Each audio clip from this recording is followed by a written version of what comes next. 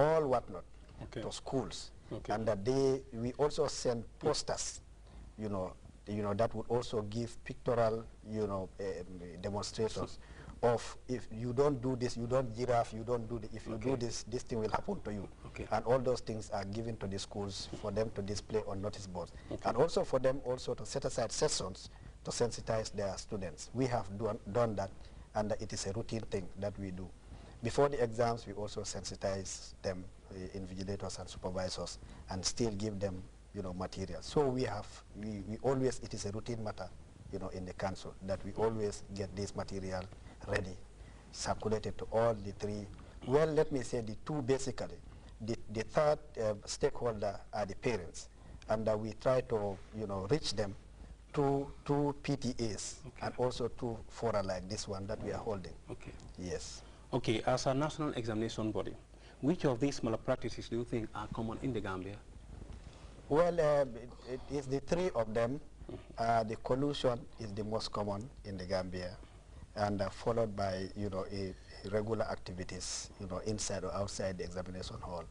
And also we have occasional cases of mass cheating, where, a whole center or majority of candidates in a particular center for a particular paper, would have colluded, to cause malpractice. So these are the three most common ones. Okay, three most common ones. Yes, I just want to add that these have been the common ones, but recently, particularly this last November, December exams, we saw a number of cases of impersonation, which we are noted.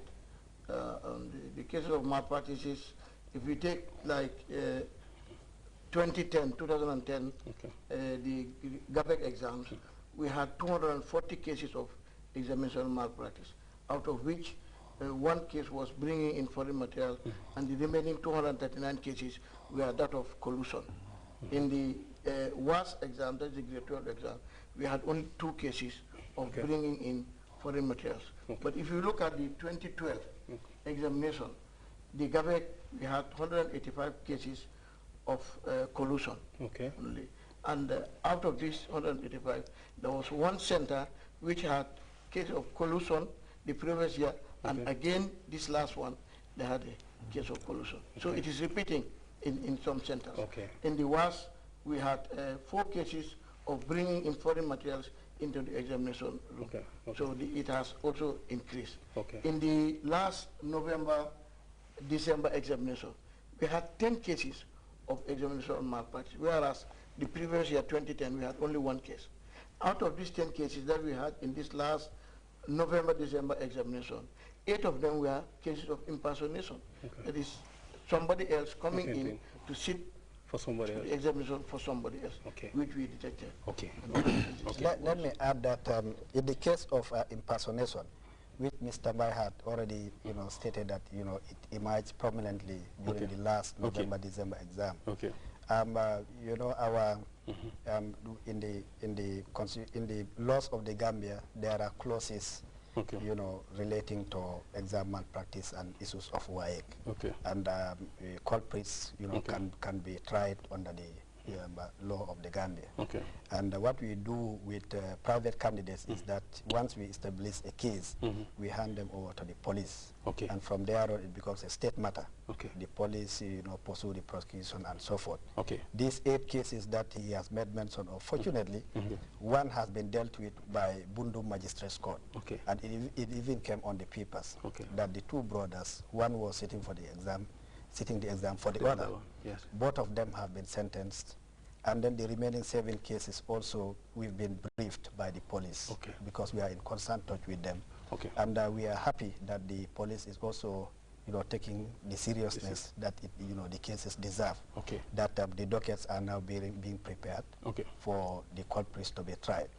So this goes to say that people, wherever, whether you are a private candidate or you are a school candidate, whenever you perpetrate malpractice, we have the opportunity to catch up with you. And whether, in the internal system or outside through the law courts, we should be able to grab you and, make you out with the necessary punishment. When malpractices occur, what sanctions are meted out on those involved? These are established sanctions. which have been tested, and based on each of these sanctions, for example, when a candidate brings in foreign materials into the hall, the first thing that is done is to ensure that the results of the candidate are withheld pending their cancellation. So pending results? Yes, and before they are actually cancelled, there is the appropriate committee of council which looks at these allegations, and then of course come with the decisions. And then the decisions depend on the malpractice committed. In the case of bringing in foreign materials, then obviously the results of the candidate subject involved could be cancelled. If you look at irregular activities inside and outside the hall, for example, now there are a lot of where a candidate is apprehended for such an offense. So those listed would include, for example, stealing or substituting work scripts, for example. Or even there are other activities which speaking or receiving help, for example, etc. Now, when these are found, actually it's reported by the subject officer and those who have who are responsible, especially the TAD and TDD, and then at the end of that, it is taken to the appropriate committee, which is a national committee, which looks at these cases on each base, each case on each of its base, and then a decision is taken either to cancel the subject results or alternatively or the entire results.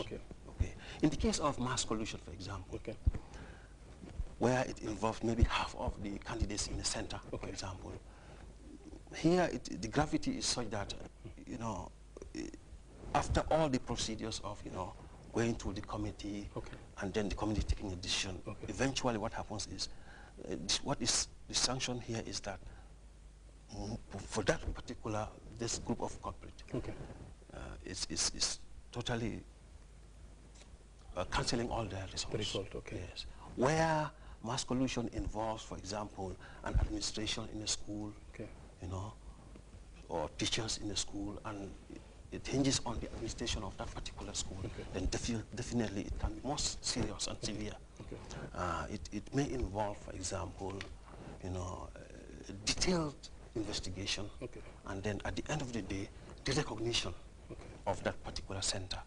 That is, when you recognize a center, it simply means that that center cannot hold WIC exams anymore. Yes, anymore. But WIC will take over the exam, but all the costs, you know, incurred in running that exam would have to be paid by the school. By the school, yes, definitely. Let me just, you know, quickly, you know, summarize what Mr. Yuf was trying to say, you know, for the benefit of some viewers.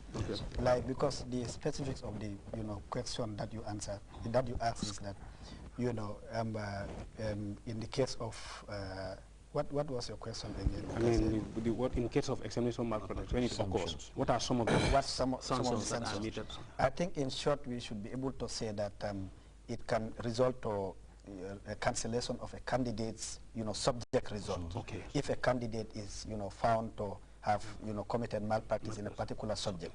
You know, if also, like he said, the gravity of the malpractice, you know, is such that it involves, you know, half or more than half of the, you know, the population of the school, and that they must have been aided either by an invigilator, supervisor, or you know, a member of staff of the of that particular school, and it is established. You know, the entire results for those candidates or even the school may be cancelled, and in addition, also in order to deter that occurrence again in that particular school, the school itself could be barred up to 2 years. Depending again on the gravity of the offense. You know, and during that period, you know, it is considered that that school is not competent to handle the administration of exams for its candidates. But that does not mean that the school will not, you know, run classes for its students. It will run classes, but that when it comes to examination, WIC will have to determine how the exam is going to be. We may even displace them from that particular school and take them another school. We may use the same center, but ultimately the cost in court in doing that would have to be borne by the particular school. So you can clearly see that there are sanctions, there are appropriate sanctions for every case of malpractice. What is the council doing?